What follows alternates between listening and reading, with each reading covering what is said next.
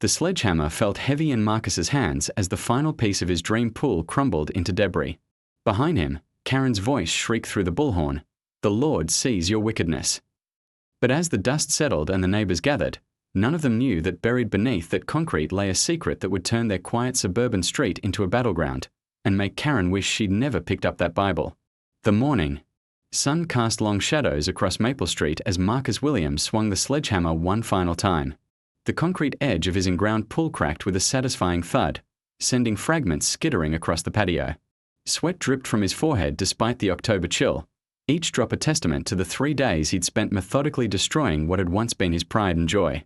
"Almost done, baby," he called to his wife Sarah, who stood in the kitchen window holding their 6-month-old daughter Emma. Sarah's face was pale, drawn with the kind of exhaustion that came from sleepless nights and mounting bills. The medical expenses from Emma's premature birth had crushed them financially, and the pool, their beautiful, expensive pool, had become a luxury they could no longer afford. Marcus wiped his brow and surveyed his work. Where once crystal clear, water had reflected summer barbecues and birthday parties. Now only a concrete shell remained, filled with broken tiles and shattered dreams. The insurance money from filling it in would help them keep the house for another few months. Maybe longer if he could find work that paid better than his part-time gig at the hardware store. "Excuse me." The voice cut through the morning air, like a knife through silk. "Excuse me, sir." Marcus turned to see Karen Hendricks marching across his backyard, her perfectly coiffed blonde hair bouncing with each determined step. She clutched a worn leather Bible in one hand and what appeared to be a battery-powered megaphone in the other. Behind her trailed her usual entourage, Mrs. Peterson from 3 houses down and that new woman with the aggressive ponytail hood. "Moved in last month." "Morning, Karen," Marcus said, leaning against the sledgehammer's handle. "Something I can help you with?" Karen stopped at the edge of his property line, her lips pursed in that familiar expression of righteous indignation he'd come to know so well over the past 2 years. She raised the megaphone to her mouth. "This is a violation of our neighborhood covenant." Her amplified voice boomed across the yard. Article 7, subsection 3 clearly states that major property modifications require approval from the Homeowners Association. "Karen, put that thing down," Marcus said, his voice steady but his jaw clenched. "You're going to wake up the whole neighborhood." "The whole neighborhood should be awake." Karen's voice echoed off the surrounding houses. "They should see what happens when people think they can just do whatever they want without consequences." Sarah appeared at the back door, Emma crying in her arms. "What's going on?" "Mrs. Hendricks seems to think I need permission to remove my own pool from my own property," Marcus said, not taking his eyes off Karen. "It's not just your property." Karen lowered the megaphone for a moment, her voice shrill even without amplification. "Your actions affect all of us. Property values, neighborhood aesthetics, the very fabric of our community." Marcus felt heat rising in his chest. "You know what, Karen? You're right.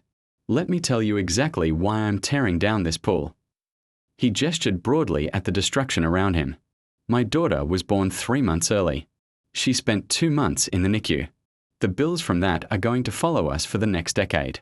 This pool, this beautiful pool that I built with my own hands, I'm destroying it so I can afford to keep a roof over my family's head." Karen's face didn't soften. If anything, her expression grew more severe. "That's not my problem. Rules are rules. If we start making exceptions. Marcus's voice rose. "You think my daughter fighting for her life in an incubator is an exception?" "I think," Karen raised the megaphone again, "that God helps those who help themselves. Maybe if you'd made better financial decisions, you wouldn't be in this position." The words hit Marcus like a physical blow. Behind him, he heard Sarah's sharp intake of breath. Even Mrs. Peterson looked uncomfortable, shifting her weight from foot to foot.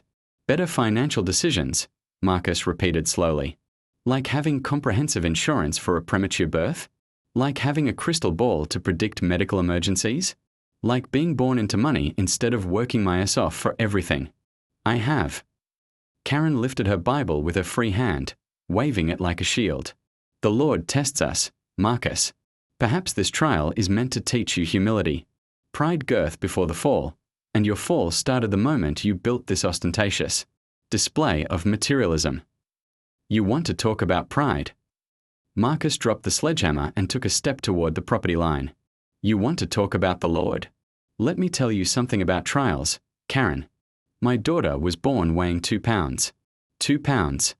I held her in my hands and she was smaller than a football. The doctors said she might not make it through the night. His voice cracked, but he pushed on. I sat in that hospital for 63 days, watching my baby girl fight for every breath while the bills piled up at home.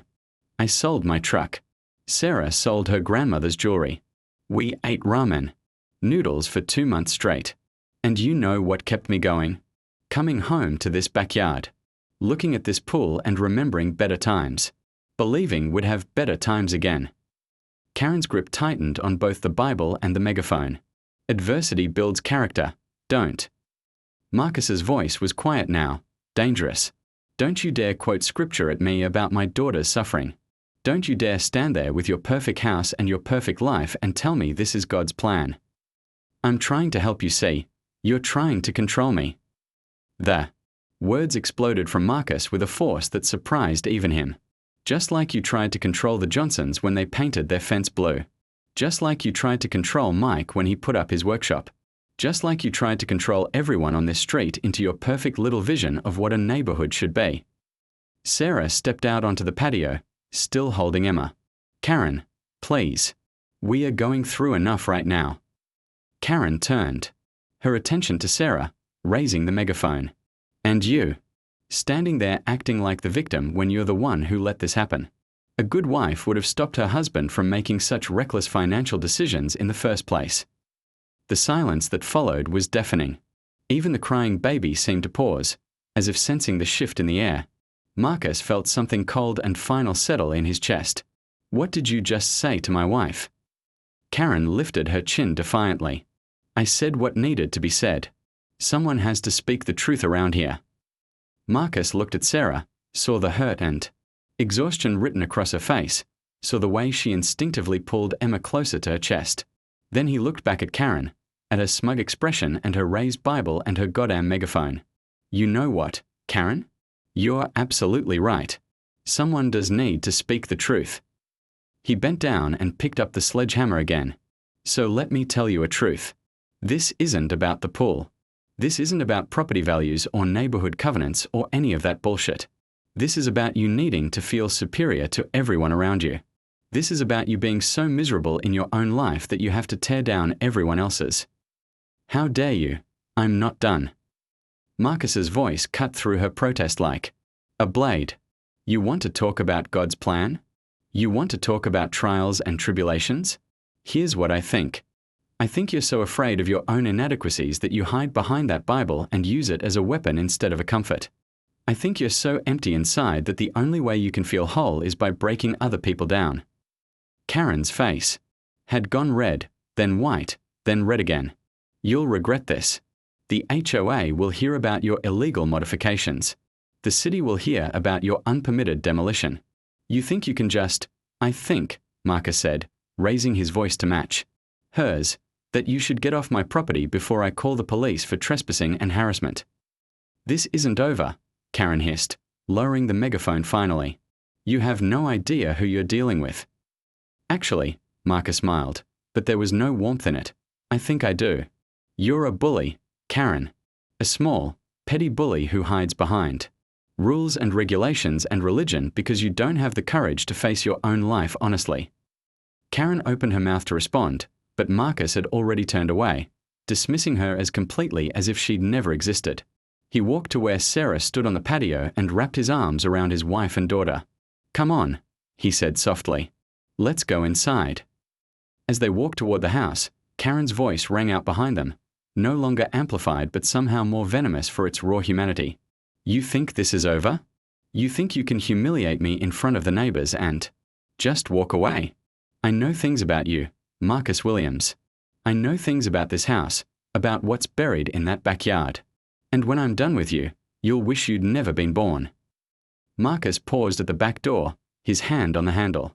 Sarah looked up at him, confusion and fear in her eyes. What is she talking about? Sarah whispered. Marcus looked back at the destroyed pool, at the broken concrete and exposed earth bay.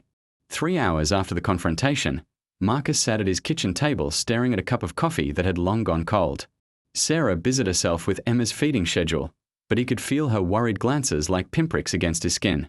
The destroyed pool was visible through the window, a gaping wound in their backyard that somehow felt more ominous now than it had that morning.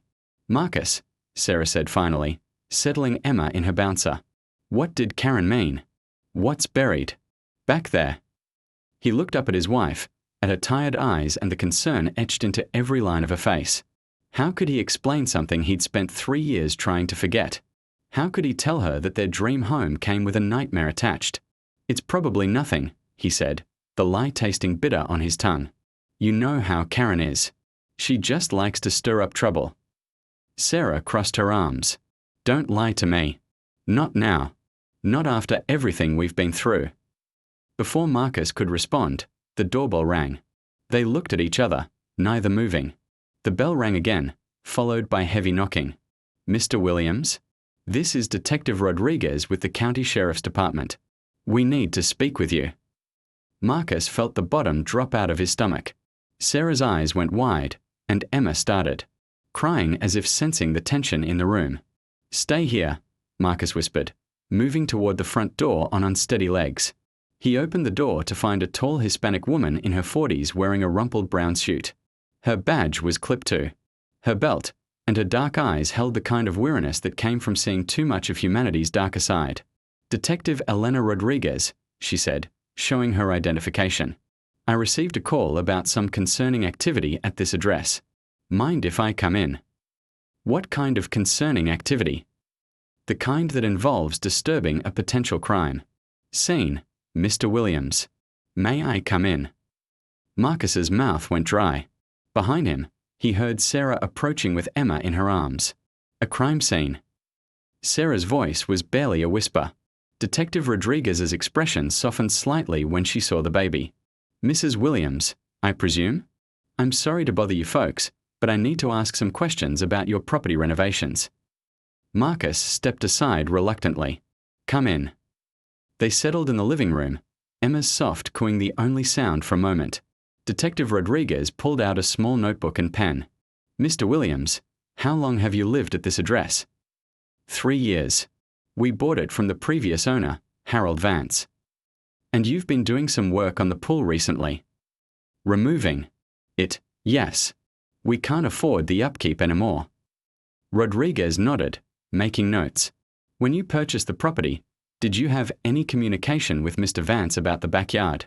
Any work he might have done before selling?" Marcus felt sweat beading on his forehead despite the cool temperature. "What does this have to do with anything?" "I'm getting to that. Did you notice anything unusual about the soil composition when you first moved in? Any areas that seemed recently disturbed?" Sarah looked at Marcus, confusion clear in her expression. But Marcus remembered. God help him, he remembered everything. "There were some soft spots," he said carefully, "near where we put the pool. The contractor said it was normal." "Which contractor was that?" "Jimmy Castellanos. Local guy. He's been doing pools in this area for 20 years. Rodriguez wrote down the name. "Mr. Williams, I'm going to be direct with you. We received a tip today suggesting that there might be remains buried somewhere on your property. Human remains." Sarah gasped, her hand flying to her mouth. Emma started crying again, as if responding to her mother's distress. "That's impossible," Marcus said, but his voice cracked on the words. "Who would say something like that?" "I can't reveal the identity of the tipster at this time, but they seemed very certain about their information. They mentioned specific dates, specific activities they observed during your first summer here."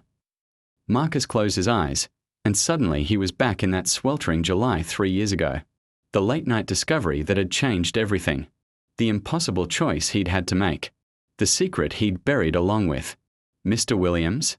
Are you all right?" He opened his eyes to find both women staring at him. Sarah's face had gone pale, and Detective Rodriguez was leaning forward with the predatory attention of someone who recognized guilt when she saw it. "I need some air," Marcus said, standing abruptly. "I'm afraid I can't let you leave until we finish this conversation," Rodriguez said firmly. "I'm not leaving." I just need to step outside for a minute. Rodriguez considered this, then nodded. Mrs. Williams, would you mind staying inside with the baby? I'd like to accompany your husband. They walked out to the backyard in silence, Rodriguez's trained eyes taking in every detail of the demolished pool area. The concrete rubble had been pushed to one side, revealing patches of dark earth that looked somehow different from the surrounding soil. Nice job on the demolition, Rodriguez said casually. Must have taken a lot of work. 3 days. Did you find anything interesting while you were digging? Any objects that seemed out of place? Marcus stared at the destroyed pool, remembering the crack in the concrete foundation that had appeared last winter. The crack that had grown wider with each freeze-thaw cycle until it became impossible to ignore. The crack that had finally revealed what lay beneath. Mr. Williams. No, he said. Nothing out of place. Rodriguez walked closer to the excavated area, her eyes scanning the ground methodically. You know, I've been a detective for 15 years. I've learned to read people pretty well. And right now, you look like a man carrying a very heavy burden. Marcus said nothing. The thing about secrets, Rodriguez continued, is that they have a way of coming to light eventually. Usually when we least expect it. And usually, the longer we wait to tell the truth, the worse the consequences become. She stopped directly over what had been the deep end of the pool, looking down at the exposed earth. Mr. Williams, I'm going to ask you one more time. Is there anything you need to tell me about this property? About what might be buried here? Marcus felt the weight of 3 years pressing down on him. 3 years of sleepless nights. 3 years of jumping every time. The phone rang. 3 years of looking over his shoulder, waiting for this exact moment.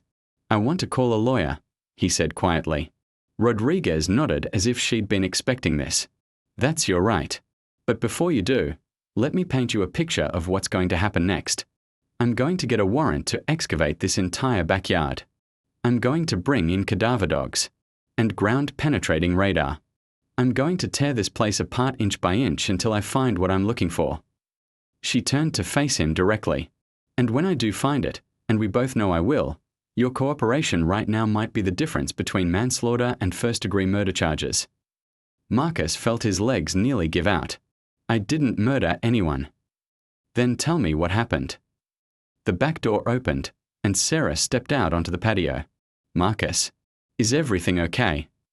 Rodriguez and Marcus both turned to look at her, and Marcus saw his wife really seeing him for the first time.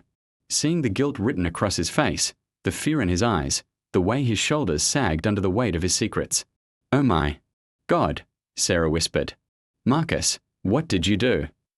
Before he could answer, a familiar voice rang out from a neighboring yard. Detective. Detective Rodriguez. Karen Hendricks appeared at the fence line, her face flushed with excitement. She'd changed clothes since the morning confrontation, now wearing what appeared to be her Sunday best, a navy blue dress and pearls that caught the afternoon light. Mrs. Hendricks, Rodriguez said with barely concealed irritation. I told you I'd handle this. I just thought you should know, Karen said breathlessly. I found more evidence. I've been going through my security footage from the past 3 years, and I found something very interesting from August 15, 2022. Marcus felt the blood drain from his face. August 15th. The night everything changed. What kind of evidence? Rodriguez asked. Karen smiled triumphantly. Video footage of Mr. Williams digging in his backyard at 2:47 a.m. And detective? He wasn't alone. Sarah made a sound like she'd been punched in the stomach. Marcus closed his eyes, and for a moment he could smell that August night again, the humid air, the freshly turned earth, the metallic scent that had seemed to cling to everything. Who was with him? Rodriguez asked, though Marcus could tell. She already suspected the answer. Karen's voice was pure silk now, smooth with victory. Harold Vance. The previous owner. The man who supposedly moved to Florida to retire. She paused dramatically. The man who, according to my research, hasn't used his credit cards, hasn't filed taxes, and hasn't been seen by anyone since that night. Rodriguez turned slowly to look at Marcus, her expression grim. Mr. Williams, I think you'd better start talking. But Marcus couldn't speak. He could only stare at the destroyed pool, at the exposed earth where Harold Vance's body lay buried, and wonder how Karen Hendricks had managed to piece together a truth he'd spent 3 years trying to hide.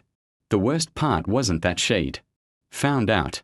The worst part was the look of pure satisfaction on her face, as if destroying his life was the most righteous thing she'd ever done.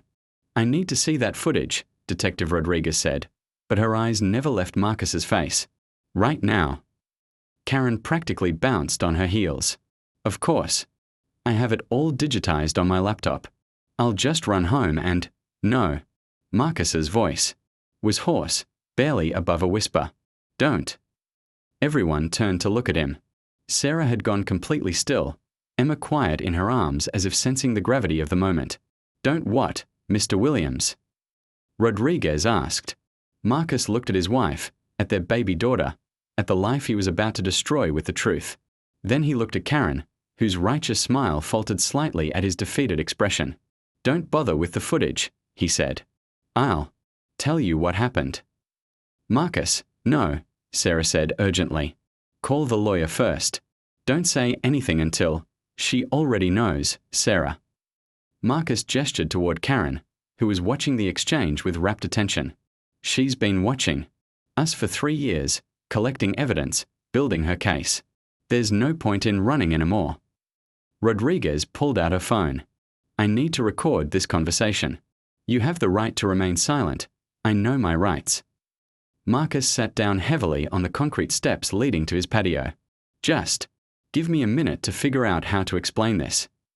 He stared at the broken pool, at the exposed earth that had kept Harold Vance's secret for so long. When he finally spoke, his voice was steady but hollow. "Harold Vance didn't retire to Florida. Karen's right about that. Harold Vance died on August 15, 2022, at approximately 2:30 in the morning, right here in this backyard." Sarah sank onto the step beside him, still clutching Emma. "Oh God, Marcus, what did you do?" "I didn't kill him," Marcus said quickly. "That's the first thing you need to understand. I didn't kill Harold Vance." "Then why is he buried under your pool?" Rodriguez asked. Marcus closed his eyes, and suddenly he was back in that humid August night, jolted awake by sounds from the backyard. "We'd been living here for about 2 months, he began. "Everything was going great. The house was perfect, Sarah was pregnant, we were planning the pool installation. Then Harold started showing up." "Showing up how?" Rodriguez prompted. "At first, just walking by the house. Standing on the sidewalk, staring. Sarah thought it was normal. You know, former owner feeling nostalgic. But then it got weird. He started coming to the door at odd hours, asking if he could look around inside. Said he'd forgotten some things, wanted to check the basement, the attic." Marcus rubbed his face with both hands. "I told him no. Politely at first, then not so politely. But he kept coming back.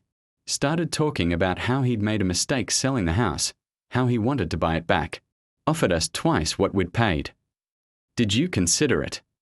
Rodriguez asked. "Hell no. This was our dream home. We'd saved for 10 years to afford it. But Harold was getting more desperate every time he showed up. More erratic." Sarah was staring at him now, and Marcus could see she was remembering things too. "That's why you installed the security system so early," she whispered. "You said it was because of break-ins in the neighborhood, but there hadn't been any break-ins." Marcus nodded. "Harold was escalating. He started coming by when I wasn't home, trying to talk Sarah into letting him inside. Then one day I caught him in our backyard with a shovel." "What was he looking for?" Rodriguez asked. "I didn't know. Then he claimed he'd buried a time capsule somewhere on the property and wanted to dig it up. Complete bullshit, obviously. I called the police, but they said unless he actually damaged something or threatened us, there wasn't much they could do. Told us to document everything and call back if it got worse." Marcus paused, looking directly at Karen. "You were watching all of this, weren't you? You saw him coming around." Karen lifted her chin defiantly. "I saw a suspicious man lurking around my neighborhood. Yes. I thought about calling the police myself." "But you didn't," Marcus said. "You just watched.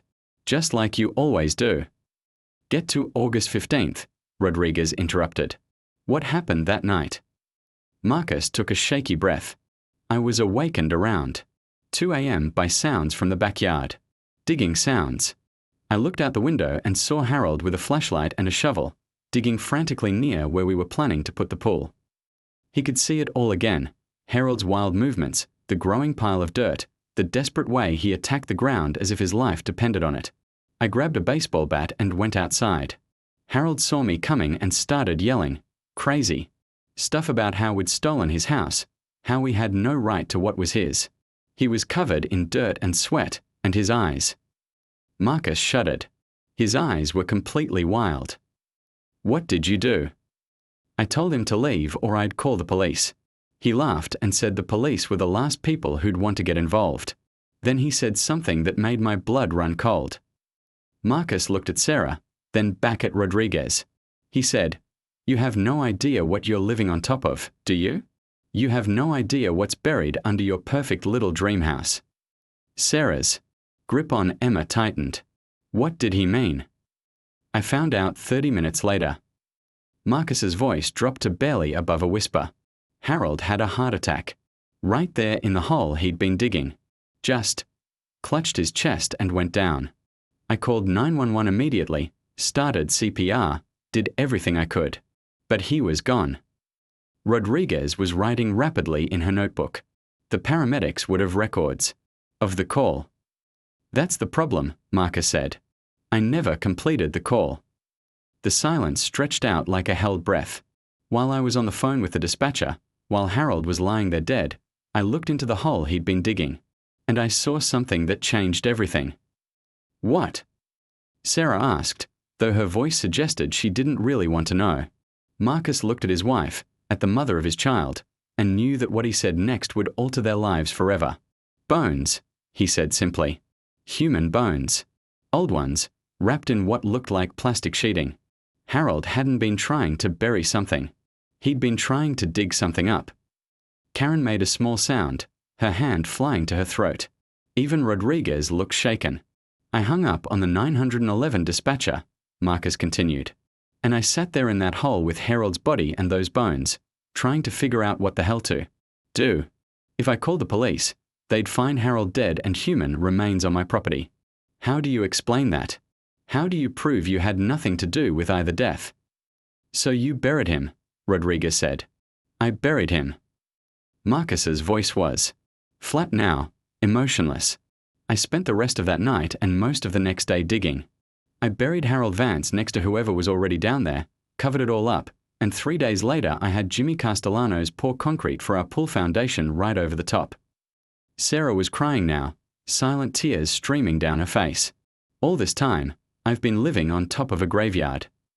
I'm sorry, Marcus said, reaching for her hand, but she pulled away. I'm so sorry, Sarah. I thought I was protecting us. I thought if I just covered it up, if I just forgot about it, we could have a normal life. But it didn't stay covered, Rodriguez observed. Something made you tear down the pool. Marcus nodded grimly. Last winter, the freeze-thaw cycle created a crack in the concrete. A big one, right over where I'd buried them. And things started surfacing. What kind of things? At first, just fabric. Pieces of plastic sheeting. But then Emma got sick, and we were so focused on the hospital bills that I didn't notice how bad it was getting. Until last week, when I was cleaning the pool and I found. He couldn't finish the sentence. You found what, Marcus? Sarah whispered. Marcus looked at his wife, at Detective Rodriguez, at Karen who was hanging on every word with horrified fascination.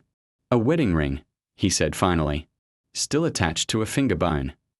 The silence that followed was deafening. Even Emma had stopped making noise, as if the weight of the revelation had settled over all of them. Detective Rodriguez closed a notebook. Mr. Williams, you're under arrest for— Wait, Karen interrupted, her voice strange and strained. Wait, you said a wedding ring. Marcus looked at her with barely concealed hatred. Yes, Karen, a wedding ring. Are you satisfied now? Did you get the show you wanted? But Karen's face had gone white, and she was backing away from the fence. What did it look like? The ring. What the hell does it matter? What did it look like? Karen's voice was rising, becoming shrill with panic. Marcus stared at her, confusion replacing anger. It was a simple gold band. But there was an inscription inside. Something like, "Forever yours, Kay." Karen made a sound like a wounded animal. She turned and ran toward her house, leaving the three adults staring after her in bewilderment. What was that about? Rodriguez asked. Marcus didn't answer. He was thinking about Harold Vance's final words, about the wild look in his eyes, about the desperate way he'd clawed at the earth. And for the first time in 3 years, Marcus Williams began to wonder if maybe, just maybe, Harold Vance hadn't been the killer after all.